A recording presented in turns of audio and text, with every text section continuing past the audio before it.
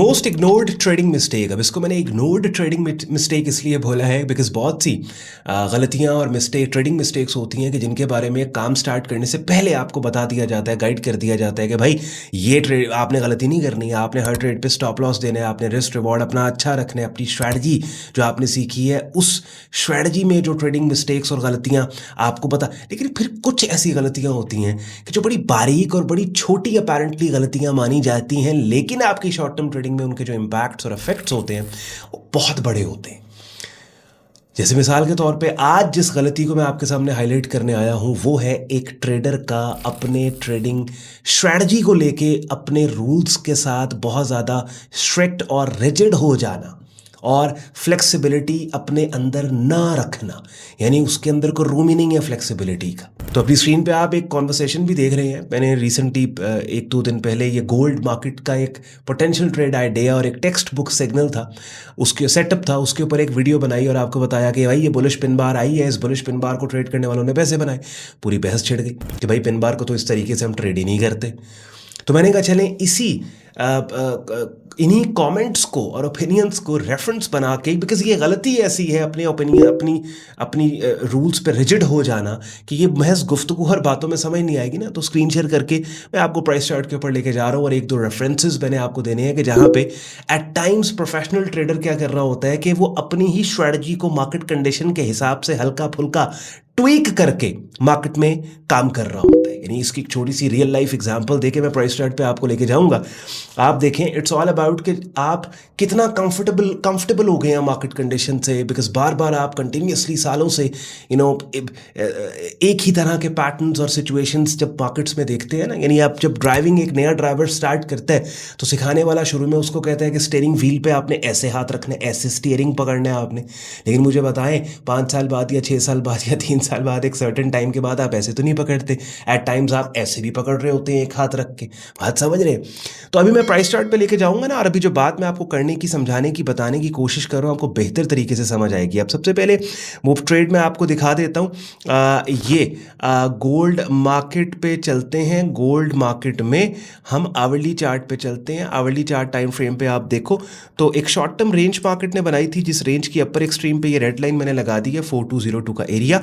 और बहुत प्यारा कॉन्टेक्स्ट मार्केट का यहाँ पे अपनी स्क्रीन पे आप लोग देख रहे हैं। ये रेड लाइन जो मैंने लगाई है, मार्केट ने इस रेड लाइन को अपसाइड पे ब्रेक किया, पुल बैक दिया। ये रेड लाइन जो पहले इस रेंज की रेजिस्टेंस थी, अपने ब्रेकआउट के बाद एक शॉर्ट टर्म सपोर्ट एरिया बन गया। इसी सपोर्ट एरिया पे कीमतों के पुल बैक के आने के बाद ये बुलिश पिन बार सिग्नल, ऐसी कैंडल की शक्ल कि जिसने पहले इस सपोर्ट के ऊपर फॉल्स ब्रेकेज दिया, लिक्विडिटी स्वीप ग्रैब दे के ये bullish pin bar signal form हो गई, बन गई, जो कीमतों के अपसाइड पे जाने का क्लू दे रही थी।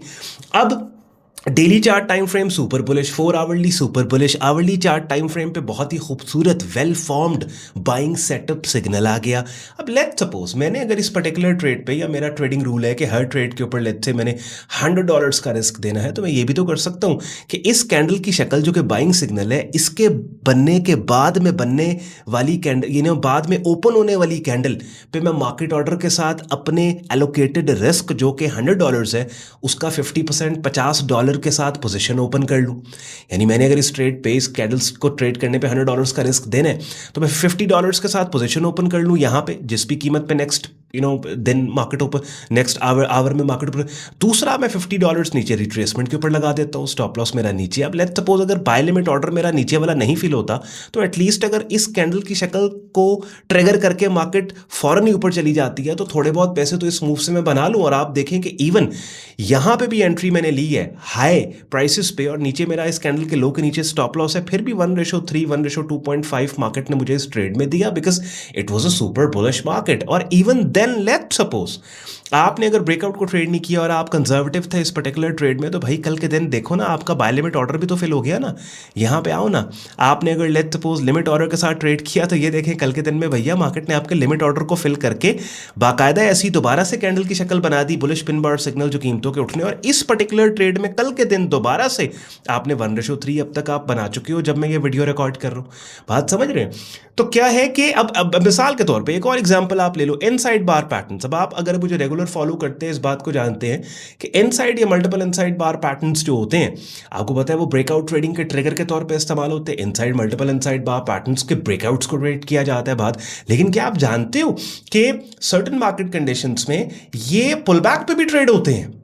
कैसे? इनकी एंट्री मिसाल देता हूं आपको, ये देखो यूएसटी जेपीवाई मार्केट का डेली चार्ट स्क्रीन पे देख रहे हो, सुपर बुलिश मार्केट है। अभी सुपर बुलिश मार्केट में ये देखो ना, ये फेक आउट है, ये बुलिश फेक आउट। अब ये इनसाइड बार पैटर्न 12 नवंबर की कैंडल, 13 नवंबर की कैंडल और 14 नवंबर की कैंडल ने इस इनसाइड बार पैटर्न के लो को पहले ब्रेक करके ड्यूरिंग द सेशन क्लोजिंग के वक्त वापस इसकी रेंज में क्लोज होके एक बुलिश फेक आउट बना दिया। अब चूंकि ये फेक आउट का हिस्सा एक बुलिश पिन बार भी है, तो ये रिट्रेसमेंट पे भी ट्रेड होती है, ब्रेकआउट पे भी ट्रेड होता है। आप यहां पे लेट्स सपोज अगर आपने ब्रेकआउट को ट्रेड किया, किसका ब्रेकआउट? इस सेटअप का ब्रेकआउट। सेटअप का ब्रेकआउट का क्या मतलब है? इस सेटअप की जो मदर कैंडल है 12 नवंबर, उसके हाई का ब्रेकआउट। आप देखिए मार्केट ने दोबारा अगर लेट्स सपोज इनिशियल एंट्री यहां पे आपने मिस कर दी और जब आपने प्राइस चार्ट देखा उस वक्त मार्केट इस सेटअप को ट्रिगर करके यहां जा चुकी थी, तो आप बाय लिमिट ऑर्डर लगा सकते थे ब्रेकआउट एरिया पे। और नीचे इसका स्टॉप लॉस है। आप देखिए मार्केट वापस आती है, आपके ऑर्डर को फिल करती है, ऊपर जाती है, फिर वापस आती है, दोबारा फिर उसी एरिया को रीटेस्ट करती है, फिर ऊपर जाती है। एक और एग्जांपल ले लो आप, यूएसटी जेपीवाई मार्केट के अंदर आप देखो ये वाले इनसाइड बार पैटर्न। हाँ, अभी मार्केट ने रेजिस्टेंस को ब्रेक किया, बुलिश मार्केट का ट्रेंड है, बुलिश ट्रेंड के अंदर इस रेजिस्टेंस को मार्केट ने ब्रेक करने के बाद कंसोलिडेट किया और इसी रेजिस्टेंस के ऊपर इनसाइड बार पैटर्न दिया। आपने इनिशियल ब्रेकआउट को ट्रेड नहीं किया, आपने मिस कर दिया, आप नहीं ट्रेड कर पाए, तो क्या करोगे आप फिर यहाँ पे मार्केट गई, आपने नहीं इनिशियल ब्रेकआउट ट्रेड किया, आप इस ब्रेकआउट एरिया पे बाय लिमिट ऑर्डर लगा दोगे। मार्केट नीचे आती है, आप अब ये क्या है? ये इनसाइड बार पैटर्न की पुल बैक एंट्री है। हालांकि इनसाइड बार पैटर्न की तो आपने सुना ही नहीं कभी पुल बैक एंट्री होती है, या मल्टीपल इनसाइड बार पैटर्न की आपने सुना नहीं है पुल बैक। तो अगर इनसाइड बार पैटर्न जो कि ब्रेकआउट ट्रेडिंग का ट्रिगर है, अगर राइट मार्केट कंडीशन में उसकी पुल बैक एंट्री आप ले सकते हो, तो फिर पिन बार की जो कि रिट्रेसमेंट एंट्रीज पे ट्रेड होती हैं, उनकी भी ब्रेकआउट एंट्री आप ले सकते हो, या पिन बार बनने के बाद आप मार्केट ऑर्डर लगा सकते हो राइट मार्केट कंडीशंस में, जब बहुत ज्यादा प्राइस एक्शन कन्विंसिंग हो।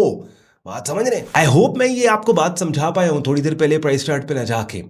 तो कभी भी अपने रूल्स में बहुत इस हद तक रिजिड या स्ट्रिक्ट नहीं आपने हो जाना कि मार्केट कंडीशन जो मर्जी कह रही है आप उसे देख ही नहीं रहे और आप बस उस टेक्स्ट बुक रूल जो आपने स्टार्ट में बनाया हुआ है आप उसके ऊपर रिजिड है। समझ रहे? जैसे वो मैंने आपको इनसाइड बार पैटर्न्स और वो पिन बार, वो कि भाई पिन बार रिट्रेस आइडियली, और बल्कि ये जो मैसेज आपने स्टार्ट में देखा ना, बल्कि अभी दोबारा से स्क्रीन पे दिखाएं एक दफ़ा, ये पूरी कॉन्वर्सेशन जो हो रही थी, इस कॉन्वर्सेशन में एतराज़ करने वाले के जवाब में एक बंदे ने यही बात की कि ठीक है पिन बार जो पिन बार्स को रिट्रेसमेंट्स पे इसलिए ट्रेड किया जाता है कि भाई आपको अच्छा रिस्क टू रिवॉर्ड मिल जाएगा, लेकिन एट टाइम्स ऐसी मार्केट कंडीशन होती है कि जहाँ पे आप पिन बार्स को ब्रेकआउट्स और इनसाइड बार पैटर्न्स के पुलबैक्स को भी उसके ऊपर भी आप काम कर रहे होते हैं। लेकिन क्या है कि ये अभी शुरू में ऑब्वियसली, और मैं ये कहता हूँ शुरू में अगर आप अभी आपने काम स्टार्ट किया ना, तो बिल्कुल टेक्स्ट बुक जो चीज़ें आपको रूल सिखाए बताए गए आप उनके मुताबिक काम करें। क्या होगा, एक आधी ट्रेड मिस कर जाएंगे, यानी पिन बार्स को आपने रिट्रेसमेंट्स पे ही ट्रेड करना है, ब्रेकआउट्स या पिन बार के बाद ओपनिंग प्राइस पे आपने नहीं मार्केट ऑर्डर लगाना, खैर है कोई बात नहीं, ठीक है।